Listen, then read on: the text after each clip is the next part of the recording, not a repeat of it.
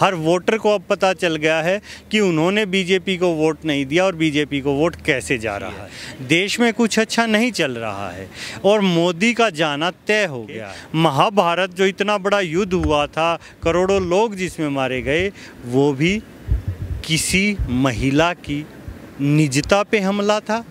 ये भी किसी महिला के साथ घटना हुई है। तो ये आप तय मान लीजिए, ये महाभारत होनी तय है और मोदी और शाह का जाना तय। और बीजेपी सिर्फ प्रदेश से नहीं, 24 से पहले इस देश से भी बीजेपी बाहर हो जाएगी।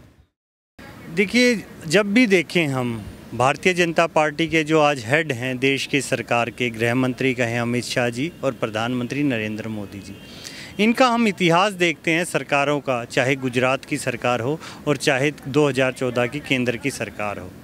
इनका इतिहास दंगों का रहा है। चाहे गोधरा से देखेंगे आप, मुजफ्फरनगर तक आएंगे तो दूर तक देखेंगे। अगर आप हरियाणा भी देखेंगे भारतीय जनता पार्टी की सरकार में, तो आज भी आंदोलन में है और 16 में भी बहुत आंदोलन हुआ जिसमें सैकड़ों के आसपास लोग मारे गए। तो ये इनकी नियति है, जानबूझकर ये अपनी नीति पे चलते हैं। 3050 सीटों में से इनको 700 सीटें भी नहीं मिली। लोगों ने वोट नहीं दिया, लेकिन ये क्या चाहते हैं? खरीद फरोख्त की राजनीति, डराने की राजनीति, केस लगाने की राजनीति। तो आज जो किसान इतनी दिक्कत में है उसकी वजह यही है कि देश में विपक्ष नहीं है। विपक्ष को डरा लिया इन्होंने और कुछ नेताओं को डरा लिया। आज देश में 500 से ज़्यादा 550 सांसद हैं, 543 सांसद हैं। वो सांसद भी किसान के पक्ष में नहीं आ पा रहे हैं। कुछ खामोश बैठे हैं, कुछ सोच रहे हैं नहीं इसी पार्टी से रहें।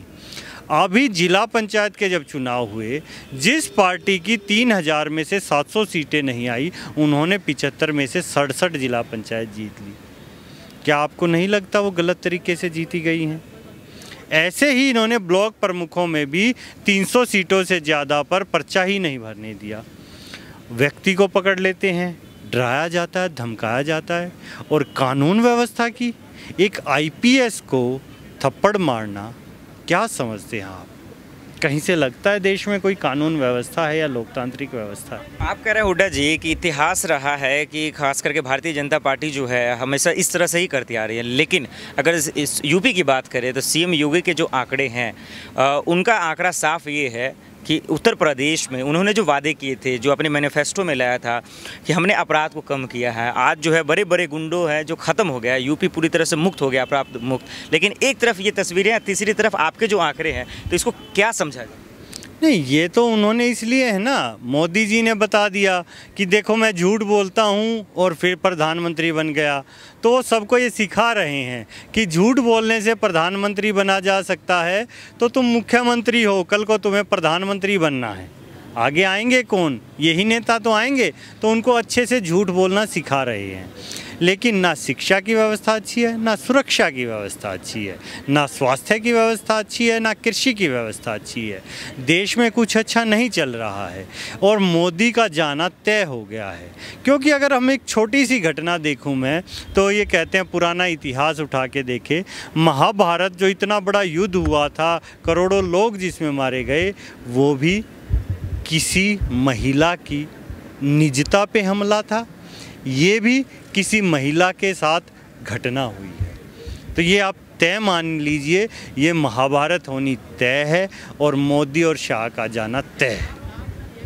अभी तो छोटे छोटे चुनाव हैं सर, जिसमें ये तस्वीरें आई हैं। अब 7 से 8 महीनों बाद जो है, आप तो खैर यहाँ बैठे हैं, 7-8 महीने हो गए आपको, 7-8 महीने बाद चुनाव भी हैं यूपी में।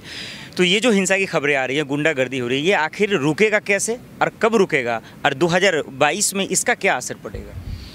देखिए, इसका असर ये पड़ेगा, लोग देख रहे हैं। हर वोटर को अब पता चल गया है कि उन्होंने बीजेपी को वोट नहीं दिया और बीजेपी को वोट कैसे जा रहा है। अगर उत्तर प्रदेश की बात करें तो मैंने अभी आपको पंचायत चुनाव का बताया। हरियाणा पे आ जाते हैं, महाराष्ट्र में ले लीजिए, मध्य प्रदेश में देखिए, राजस्थान में देखिए, हर जगह कोशिश बीजेपी की सरकार गिराने की होती है अगर उनकी नहीं बनती। हरियाणा में उनको पता था कि उनको लोग वोट नहीं देंगे, हरियाणा में जेजेपी एक नई पार्टी आई और जेजेपी ने ये कहा कि जो बीजेपी और इनको से बचाएंगे, हम दूर करेंगे बीजेपी को, यमुना के पार भेज देंगे, इनसे गठबंधन नहीं करेंगे। तो जो बीजेपी को वोट नहीं जाना था वो लोगों ने जेजेपी को वोट देके जिता दिया। लोग तो बीजेपी के खिलाफ थे। अब उसके बाद क्या हुआ, इन्होंने अपनी चालें चलनी शुरू की। अमित शाह ने दुष्यंत को डिप्टी सीएम का लोभ दिखाया, उसे बोला दुष्यंत चौटाला को आपको डिप्टी सीएम बनाएंगे। और वो जो 10 सीटें थी, 10 विधायक वो बीजेपी से एंटी में बने थे। लोगों ने उनको जो वोट दिया वो बीजेपी वालों ने वोट नहीं थी, लेकिन वो जाके जुड़ गए और बीजेपी की सरकार बन गई। तो आपको नहीं लगता कि जो आज सरकार चल रही है वो जनता की सरकार ना होकर आंकड़ों की झूठी और खरीदी हुई सरकार है? ऐसा ही उत्तर प्रदेश में हुआ। लोगों ने वोट नहीं दिया, लेकिन चुने हुए जो प्रतिनिधि थे उन्होंने जाके पंचायत में वोट कर दिया। अब दोबारा से उत्तर प्रदेश में विधानसभा चुनाव है। इस बार तो किसान इतना समझदार हो गया, फूंक फूंक के वोट देगा। पहले शपथ पत्र भरवाएगा कि आप बीजेपी में नहीं जाओगे, नहीं जाओगे।